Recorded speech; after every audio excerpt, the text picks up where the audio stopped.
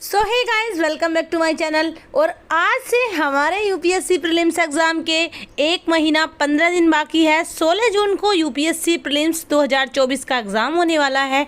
तो कुछ बच्चों की क्वेरीज रहती है कि क्या इतने कम टाइम में यूपीएससी प्रीलिम्स क्वालिफाई करना हो सकता है, ये टाइम इनफ है। तो आज इस वीडियो में इसी चीज़ पे हम लोग डिस्कस करेंगे।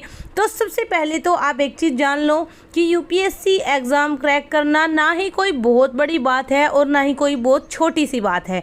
यानी ये एग्ज़ाम टफ भी है और नहीं भी है। ये चीज़ डिपेंड करता है आपकी स्ट्रेटजी पर, आपकी लगन पर, आपके जुनून पर। तो सबसे पहले तो आप एक चीज़ जान लीजिए कि प्रीलिम्स एग्ज़ाम आप क्रैक कर सकते हैं 1 महीने 15 दिन में।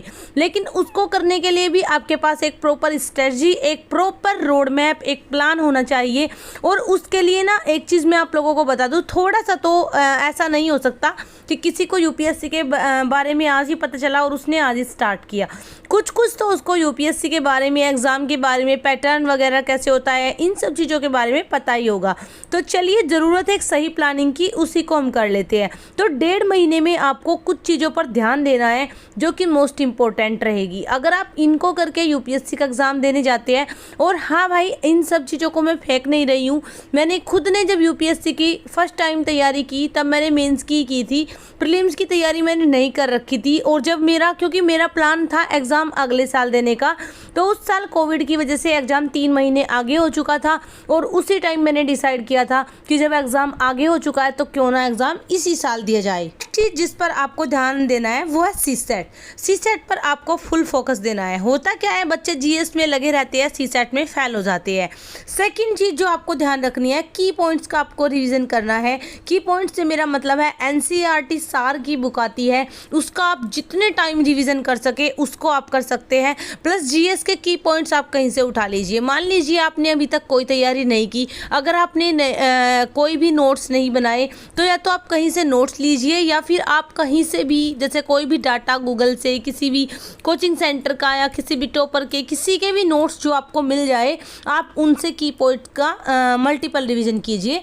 उसके बाद 3rd नंबर पे आ जाता है आपका बजट एंड इकोनॉमिक सर्वे। इनसे 1-2 क्वेश्चन जरूर आ जाता है, तो इसको भी आप अच्छे से तैयार कर लीजिए।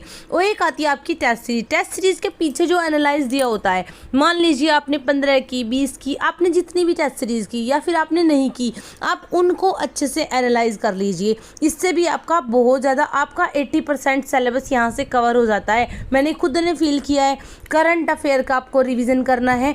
देखो, करंट अफेयर अगर आपने पूरे साल नहीं पढ़ी है तो विजन आईएएस की वेबसाइट पर इस टाइम PT 365 आया हुआ है, उनको आप प्रीफर कीजिए। उनमें मोस्ट इंपॉर्टेंट न्यूज होती है। जिन बच्चों ने पहले से करंट अफेयर की होती है उनके लिए वो रिवीजन हो जाता है, बट जिन बच्चों ने कभी नहीं की उनके लिए वो एक सप्लीमेंट के तौर पर काम करता है। बट यहाँ पर टेस्ट सीरीज के पीछे जो एनालाइज की मैं बात कर रही हूँ वो आपका 80% सिलेबस कवर अप करा देता है, क्योंकि उसमें हर वो टॉपिक हो जाता है जो आपकी बुक में होता है, आपके नोट्स में होता है, आपके सिलेबस में हो जाता है।